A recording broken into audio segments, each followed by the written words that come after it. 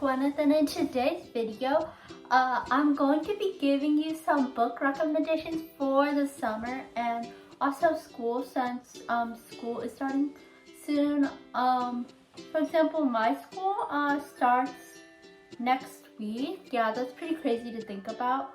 And I think I mentioned this in my other videos before, but yeah, I'm gonna be a senior for the 2022 to 2023 school year. So yeah, I'm really excited and nervous about that. Yeah, so these are some books that I really enjoy reading. Well, I haven't read these books yet. They're on my TBR, but I checked them out from the library so I could show them to you guys. There are a lot of YA, young adult, but there's also some new adult, I think that's what it's called, and adult like romance books, and not just romance, like mystery and also contemporary and other cool stuff. So yeah, without further ado, let's get started. Okay, so this first book I have is Yes, No, Maybe So by Becky Albertalli and Aisha Saeed. You may know this book is like a co-write between these two authors. I have not read the other author's books, Aisha Saeed, but yeah, I'd love to check out her books too. So I think I'm just going to read the synopsis to just get a feel for this book. It says, Jamie Goldberg is cool with volunteering for his local state senate candidate, as long as he's behind the scenes. When it comes to speaking to strangers, or let's face it, speaking at all to almost anyone, Jamie's a choke artist. There's no way he'd ever knock on doors to ask people for their votes, until he meets Maya. Maya Raymond's having the worst Ramadan ever. Her best friend is too busy to hang out, her summer trip is cancelled, and now her parents are separating. Why her mother thinks the solution to her problem is political canvassing with some awkward dude she hardly knows is beyond her. Going door to door isn't exactly glamorous, but maybe it's not the worst thing in the world. After all, the polls are getting closer, and so are Maya and Jamie. Mastering local activism is one thing. Navigating the cross-cultural crush of the century is another thing entirely. New York Times best-selling authors Becky Albertalli and Aisha Saeed have crafted a resonant, funny, and memorable story about the power of love and resistance. Also, if you hear anything in the background, it's my mom arguing on the phone, so just ignore that. Yeah, I think this book is really cool. It's interesting that it's set in they're canvassing for a political candidate. Like, that's something unique that I've never seen in a romance book before. And yeah, I think that's really interesting. I think this was published about the time of the 2020 election, which is when a lot of people were focusing on politics more than they were before. I guess because of the high stakes of the election. And yeah, the two characters, they come from different backgrounds, so I guess they have a little bit of conflict because of that, and that is the major rift in the relationship, but I think they get together at the end. Okay, so this next book is I Kissed Alice by Anna Birch, and I think it's a sapphic romance, which is really cool. I don't know if my other books are. I don't think they are, so that, I guess, that makes this book stand out. I haven't read any of this author's books before, but I'm really interested in it because it's YA and a lot of stuff that I already read, outside of school. So yeah, I think I'm gonna read you guys the synopsis. It says, Rhodes and Ileana couldn't be more different, but that's not why they hate each other. Rhodes, a gifted artist, has always excelled at Alabama's Conservatory of the Arts, until she's hit with a secret bout of creator's block, while Ileana, a transfer student, tries to outshine everyone with her intense, competitive work ethic. Since only one of them can get the coveted Capstone Scholarship, the competition between them is fierce. They both escape the pressure on a fanfic site, where they are unknowingly collaborating on a webcomic. And despite being worst enemies in real life, their anonymous online identities, I Kiss Alice and Curious in Cheshire, are starting to like each other a lot. When the truth comes out, will they destroy each other's future? I think the premise is really interesting. I think a lot of YA these days is focused a lot on online interactions, because as teenagers who were born after the internet was invented, the internet definitely influences a lot of our interactions with our peers, whether it be people we actually know in real life or people we meet through fandoms on Stan Twitter, for instance. So yeah, I thought that was really interesting how it's like they know each other in real life and they also know each other online. I know that's a trope that's in a lot of books, so I'm really excited to read this and like read about their romance. Yeah, a lot of these books are romance novels, if you couldn't tell. Like, I do like romance, but sometimes I don't. It just depends on if I think the characters like are good together or not, because if the characters don't have chemistry, then like I'm not really for the romance, and like if they treat each other horribly, I'm also not really for the romance. But like I do love reading romance, but I do like it when there's like another plot besides just the romance. So like even if you're not that invested in the romance, you'll still enjoy the book. So anyways, I think I'm going to go on to my next book here, which is Truly Devious by Maureen Johnson. And this is actually the book I'm currently reading. I haven't read any of her books before, besides Let It Snow with John Green and Lauren Miracle. But I haven't read any of her standalone books, so I don't really know what her writing style is really like. But I'm really interested in reading this book. It's like a mystery, kind of like at a boarding school, which is really cool. Like, I guess boarding schools kind of interest me because I've never been to one, and I guess I've always kind of wanted to go to one since it like seems so cool, like Dead Poet Society or something. I think I'm gonna read you the synopsis. It says, Ellingham Academy is a famous private school in Vermont. It was founded by Albert Ellingham, an early 20th century tycoon who wanted to make a wonderful place full of riddles, twisting pathways, and gardens. A place, he said, where learning is a game. In 1936, shortly after the school opened, Ellingham's wife and daughter, Iris and Alice, were kidnapped. The only real clue was a mocking riddle listing methods of murder, signed with the frightening pseudonym Truly Devious. It became one of the great crimes of American history. Something like that could never happen again, of course. Years later, true crime aficionado Stevie Bell is set to begin her first year at Ellingham Academy, and she has an ambitious plan. She will solve this cold case. That is, she will solve the case when she gets a grip on her demanding new school life and her housemates, the inventor, the novelist, the actor, the artist, and the jokester. But something strange is happening. Truly Devious makes a surprise return, and death revisits Ellingham Academy. The past has crawled out of its grave. Someone has gotten away with murder. Truly Devious is the first novel in a murder mystery trilogy by New York Times bestselling author Maureen Johnson. So this is a trilogy, so after reading this book, I'll probably have to pick up the other books, like, to find out what happens next. Lately, I haven't really been reading a lot of series. I've been reading more standalone books, but especially when I was younger, like, I did read a lot of series, like, for example, like Harry Potter. And in middle school, I also read the Mortal Instruments series. I think I've read all of them up to, what's it called, Queen of Air and Darkness. But I'm really interested in reading a lot more series books because I know there's a lot of series out there and I'd love to check them out. Okay, so this next book is called Anna K, A Love Story. I think it's based on the Russian novel Anna Karenina, but it's not too accurate to the Russian novel. Well, I wouldn't know because I've never read it. But I think the premise is really cool, but I've heard mixed reviews. Like, I went on Goodreads to read people's reviews, and like some people said they liked it, but some people like didn't really like it. But I'm definitely interested in reading this book because it's like sounds like something I would enjoy. It's like, I guess, like a modern love story. Okay, I'm gonna read the synopsis. It says, meet Anna Kay. At 17, she is at the top of Manhattan and Greenwich society, even if she prefers the company of her horses and dogs. She has a perfect, if perfectly boring boyfriend, and she has always made her Korean-American father proud, even if he can be a bit controlling. As her friends struggle with the pitfalls of teenage life, Anna always seems to sail gracefully above it all. That is, until the night she meets Alexia Count Vronsky. I think he's supposed to be Russian.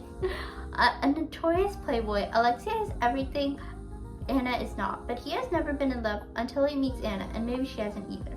As Alexia and Anna are pulled irresistibly together, she has to decide how much of her life she is willing to let go to be with him. And when a shocking revelation threatens to shatter their relationship, she is forced to ask if she has ever known herself at all. Dazzlingly opulent and emotionally riveting, Anna Kay is a brilliant reimagining of Leo Tolstoy's timeless love story, Anna Karenina. But above all, it is a novel about the dizzying, glorious, heart-stopping experience of first love and first heartbreak. Yeah, this is kind of like the other books on this list. It's like very like YA adaptation of like a classic literature story.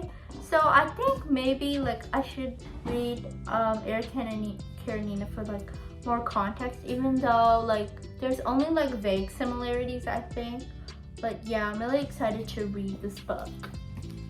Okay, and this next book, I think is pretty like talked about in like book talk or whatever, is Anna and the French Kiss by Stephanie Perkins.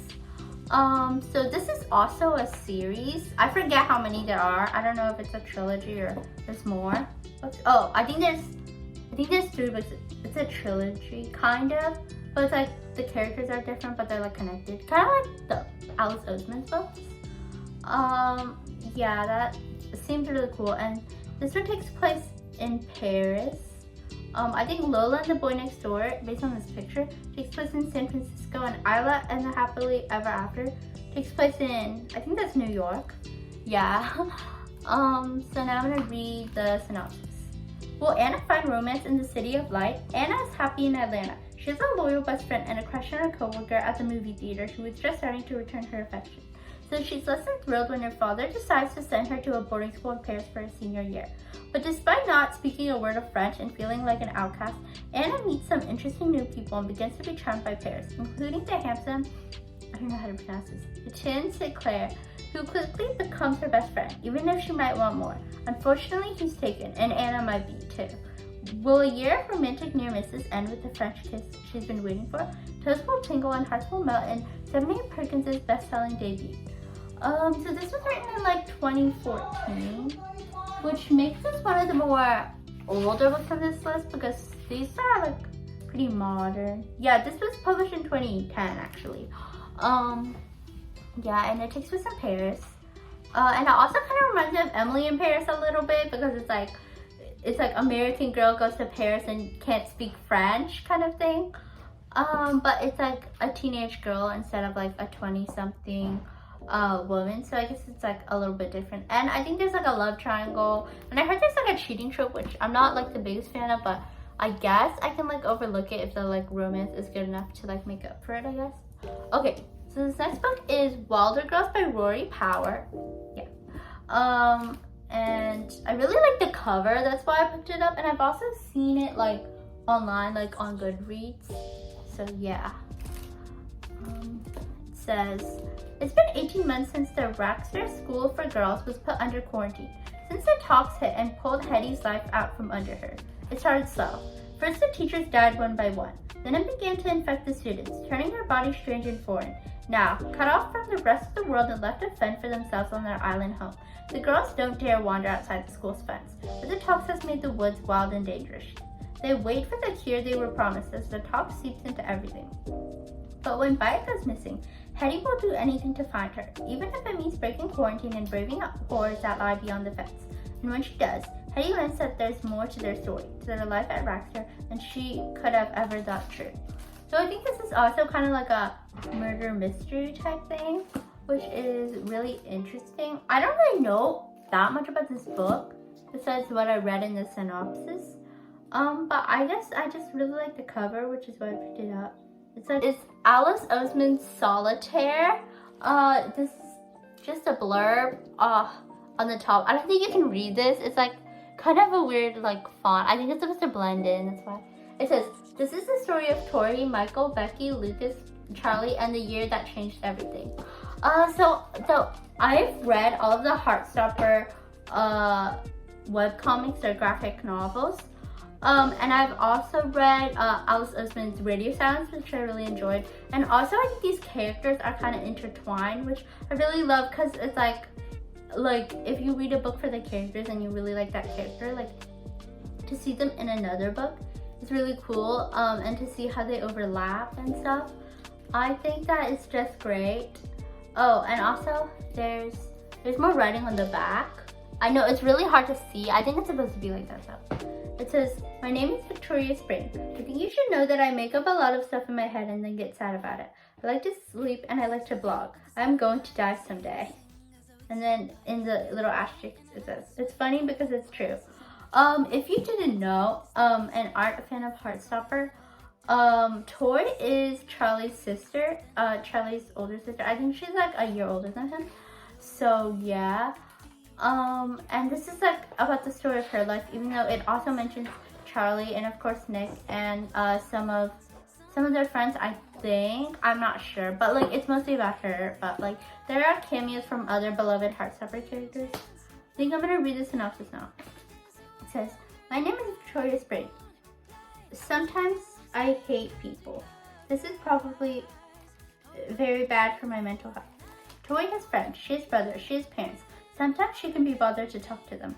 Most of the time though, she would prefer not to have to deal with other people.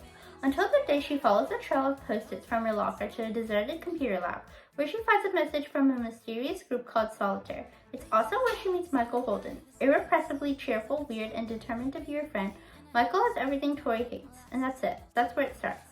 Soon Solitaire has launched a series of pranks across the school. For once, Tori feels connected, like someone is on her wavelength, making jokes about her favorite movie, blasting her favorite song on repeat over the intercom. Then Solitaire's pranks start to go too far, and no one else seems to be concerned. Tori doesn't like getting involved, but this time, the idea of doing nothing is even worse. Solitaire is a novel about finding friends, finding yourself, and discovering that one person can change everything. So also, I don't think this is like a love story per se, it's more like, I guess, like a mystery, but Michael is Toy's love interest in this book, and he also appears in Heartstopper, I believe, which is pretty cool. So like I kind of know these characters a little bit, but I'd love to learn more about them. And Alice Oseman is quickly becoming one of my favorite authors. I love their books, they're really good, and I can't wait to read their other books. I think I Was Born for This and Loveless. I'm not sure if there's any others. I guess you can let me know down below if you're an Alice Oseman fan. Okay, these next two books are both from the same author, Taylor Jenkins Reid. I know her books have been really popular on like Book Talk lately. Especially the 7 Lives of Evelyn Hugo, which I don't have. I think I put it on hold at the library, but I think there's like a wait for it since it's like really popular on Book Talk. I think on Goodreads it even has like 1 million like ratings or something, with something crazy like that. So yeah, I'm really interested to read her books since they're so popular on the internet, even though I haven't read any of them before. Yeah, and her books are also more adult than like young adult, which is really interesting and something I'd like to get into more, because I've been reading mostly like young adult books, like besides like books I have to read for school. So I think it would be really interesting to branch out and like read different kinds of books, like by different authors. So yeah, without further ado, here's our first book. It's Daisy Jones and the Six by Taylor Jenkins Reid. I think it's supposed to be based on like a band in like the 60s or 70s or something. Maybe kind of like Fleetwood Mac or something. I'm not sure, but I will read the synopsis shortly. Everyone knows Daisy Jones and the Six. The band's album Aurora came to define the rock and roll era of the late 70s, and an entire generation of girls wanted to grow up to be Daisy. But no one knows the reason behind the group split on the night of their final concert at Chicago Stadium on July 12, 1979, until now. Daisy is a girl coming of age in LA in the late 60s, sneaking into clubs on the Sunset Strip, sleeping with rock stars and dreaming of singing at the Whiskey A Go-Go. The sex and drugs are thrilling, but it's the rock and roll she loves most. By the time she's 20, her voice is getting noticed, and she has the kind of heedless beauty that makes people do crazy things. Also getting noticed is the Six, a band led by the brooding Billy Dunn. On the eve of their first tour, his girlfriend Camila finds out she's pregnant, and with the pressure of impending fatherhood and fame, Billy goes a little wild on the road. Daisy and Billy cross paths when a producer realizes that the key to supercharged success is to put the two together. What happens next will become the stuff of legend. The making of that legend is chronicled in this riveting and unforgettable novel, written as an oral history of one of the biggest bands of the 70s. Taylor Jenkins Reid is a talented writer who takes her work to a new level with Daisy Jones and the Six, brilliantly capturing a place and time in an utterly distinctive voice. So the band in this novel isn't real, but it does like remind me of bands like from the 60s and 70s, which is really cool. And I'm pretty sure they're making a movie of it, which I'm really excited to look out for and watch. Yeah. It's also like I think Reese Witherspoon read it in her book club, which is pretty cool. They have this sticker on this copy. I'm not exactly sure why, but yeah. And I'm really excited to read this book and learn more about these characters. And it's also like pretty long. Well, it's not too long. The font is like pretty big, I think. So yeah. Okay, so this last book is Malibu Rising by Taylor Jenkins Reid. I think this is one of her newer books. I'm pretty sure it was published like last year. Yeah, 2021. And this one takes place in Malibu, I think. Times best-selling author of Daisy Jones and the Six. Four famous siblings throw an epic party to celebrate the end of the summer. But over the course of 24 hours, their lives will change forever. Malibu, August 1983. It's the day of Nina Riva's annual end-of-summer party, and anticipation is at a fever pitch. Everyone wants to be around the famous Rivas. Nina, the talented surfer and supermodel, brothers Jay and Hud, once a championship surfer, the other a renowned photographer, and their adored baby sister Kit. Together, the siblings are a source of fascination in Malibu and the world over, especially as the offspring of the legendary singer Mick Riva. The only person not looking forward to the party of the year is Nina herself, who never wanted to be the center of attention, and who has also just been very publicly abandoned by her pro-tennis player husband. Oh, and maybe Hud, because it is long past time for him to confess something to the brother from whom he's been inseparable since birth. Jay, on the other hand, is counting the minutes until nightfall, when the girl he can't stop thinking about promise she'll be there. And Kit has a couple secrets of her own, including a guest she invited without consulting anyone. By midnight, the party will be completely out of control. By morning, the Riva mansion will have gone up in flames. But before that first spark in the early hours before dawn, the alcohol will flow, the music will play, and the loves and secrets that shape the family's generations will all come rising to the surface. Malibu Rising is a story about one unforgettable night in the life of a family. The night they have each to choose what they will keep from the people who made them and what they will leave behind. So I'm really interested to read this book since it focuses on a famous family, and it's also written by the same author, who I'm really interested in picking up her books, since I've never read one before. But yeah, thank you guys so much for watching this video. I hope you enjoyed it, and also I'm in a new location, so I hope you like this location. I might film a lot of my videos here from now on. And anyways, thank you so much for watching, and if you liked it, please give it a thumbs up, and make sure to comment down below what your favorite book in this video was, and if you'll be reading any of these books. And anyways, thank you so much for watching, and have a good day. Bye!